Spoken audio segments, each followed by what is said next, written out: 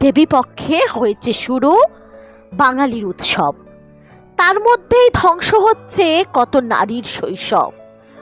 ধর্ষিতা নারী, জ্বলছে নারী, মরকে পড়ছে কাটা।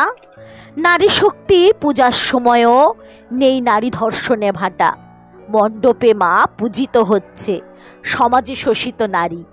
অত্যাচারের ভিন্ন পন্থা, নানা রূপ রকমারি। 56 দিন পরেও যখন বিচার পাওয়া না যাচ্ছে, অসুর কোথায় মায়ের পদতলে, সে তো সমাজে ঘুরে বেড়াচ্ছে।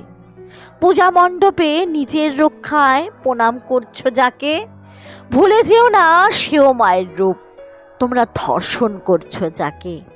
নারী শক্তির আরাধনায় উদ্দীপনা গগনচুমি, পরের বছর পাই যেন মা ধর্ষক মুক্ত এই ভূমি।